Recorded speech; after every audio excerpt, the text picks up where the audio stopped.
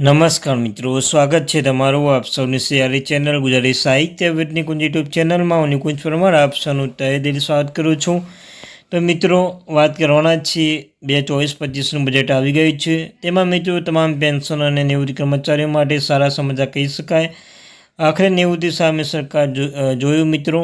તો તેના વિશે આપણે વિગતે ચર્ચા કરવાના છીએ. તમને ખ્યાલ છે મિત્રો, 23 જુલાઈ જે બજેટ જાહેર કરવામાં આવ્યું છે તેમાં મિત્રો પેન્શન અને નિવૃત્ત કર્મચારી બાબતે એક સારા સમાચાર કહી શકાય. તો મિત્રો, તે પહેલાં વોટ્સઅપ ગ્રુપ, ટેલિગ્રુપ બંને બનાવ્યું છે. લિંક ડિસ્ક્રિપ્શનમાં મૂકું છું મિત્રો, જોઈન થઈ જજો.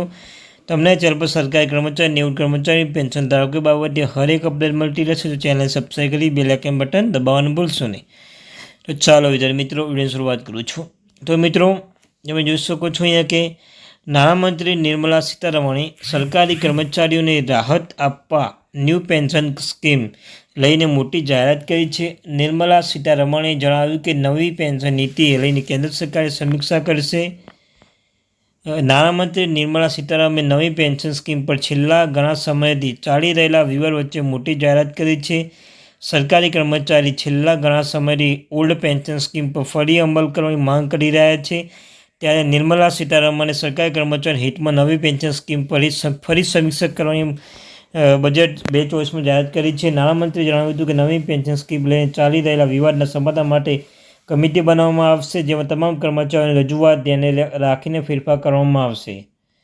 સાથે મિત્રો, નેશનલ પેન્શન સિસ્ટમ NPSની રોકાણ પેન્શન માટે સારામાં સારા સ્કીમ છે. આ સ્કીમમાં અત્યાર સુધી 2 લાખ રૂપિયાથી વધીને આવકવેરા કપાત મળે છે. આ કપાત ઇન્કમ ટેક્સની કલમ 80C અંતર્ગત 1.5 લાખ રૂપિયાથી વધીને 80CCD1B અંતર્ગત 50,000 રૂપિયાની છે.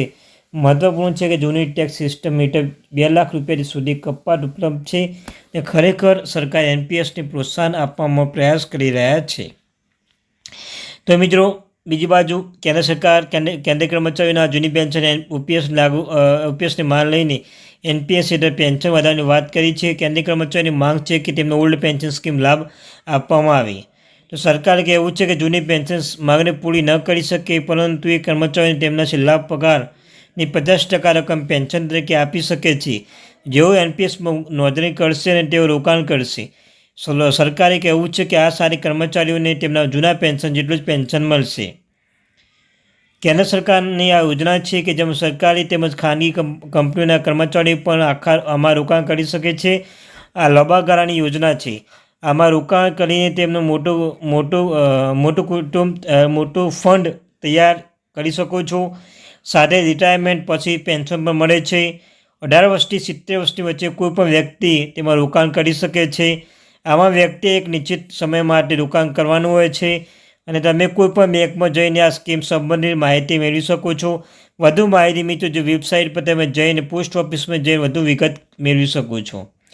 કેટલું મળશે પેન્શન? તો મિત્રો, આ યોજનામાં જેટલી રકમ જમા થાય છે એ તમામ રકમ એકસાથે નથી મળતી. કુલ ફંડમાંથી તમને ઓછામાં ઓછા 40% ફંડની ગ્રેચ્યુટી મળે છે. અને ગ્રેચ્યુટીની વાર્ષિકનો મતલબ એ છે કે આ રકમમાંથી 60 વર્ષની ઉંમર બાદ પેન્શન શરૂ થશે. ધારો કે તમે 60 વર્ષની ઉંમર સુધીમાં 1 કરોડ ભંડોળ બનાવી લો છો. આવી સ્થિતિમાં તમને એક સાથે 60 લાખ રૂપિયા મળશે. 40 લાખ રૂપિયામાંથી તમને દર મહિને પેન્શન આપવામાં આવશે. ગ્રેચ્યુટીમાં જમા રકમ પર વ્યાજ આપવામાં આવશે. સાથે મિત્રો, કેટલું ફંડ એકઠું થશે? તો આ સ્કીમ દર મહિને ઓછામાં ઓછા 1,000 રૂપિયા રોકાણ કરવું પડશે. ધારો કે તમે હાલમાં 25 વર્ષના છો. આવી સ્થિતિમાં તમે 35 વર્ષ સુધી રોકાણ કરવું પડશે, કારણ કે ત્યાં સુધી તમારી ઉંમર 60 વર્ષની થઈ જશે. 35 વર્ષમાં તમે 8,40,000 રૂપિયાનું રોકાણ કરશો. હવે ધારો તમે વાર્ષિક 10% વ્યાજ મળે છે, તો વ્યાજ સાથે ₹68,16,554 જમા થશે. આ રીતે 35 વર્ષમાં તમે 70,56,554 રૂપિયાનું ફંડ બનાવી શકશો. સાથે મિત્રો, શું તમારી જે ઉંમર 60 વર્ષની થઈ જાય, 35 વર્ષમાં 8,40,000 રૂપિયાનું રોકાણ થશે. ધારો કે તમે વાર્ષિક 10% વ્યાજ મળે છે, તો વ્યાજ સાથે તમે ₹68,16,554 જમા થશે. ને આ રીતે જ 25 વર્ષમાં તમે 74,56,554 રૂપિયાનું ફંડ બનાવી લેશો. આમાં તમને 60% રકમ એટલે કે 30,62,722 રૂપિયા મળશે. અને બાકીની રકમ તમને પેન્શન શરૂ થશે, ધારો કે તમારે વૈશ્વિક એન્યુટી પર 6% વ્યાજ મળશે, તો તમને મુજબ દર મહિને 15,813 રૂપિયા પેન્શન મળતું રહેશે. સાથે મિત્રો શું છે ઓપીએસ તો ઓલ્ડ પેન્શન સ્કીમ કર્મચારી 20 લાખ રૂપિયા સુધી ગ્રેજ્યુટી મળે છે. તેમાં કર્મચારી કોઈ પૈસા કપાતા નથી. જો કે કર્મચારી મૃત્યુ થાય છે તેની પત્ની પેન્શન લાભ મળે છે. દર મહિને લાસ્ટ સેલરી 50% રકમ પેન્શન કર્મચારી મળે છે. આ સ્કીમ અંતર્ગત કર્મચારી 80 વર્ષ બાદ પેન્શન વધવાનો નિયમ છે. તો મિત્રો આ હતી મહત્ત્વની અપડેટ.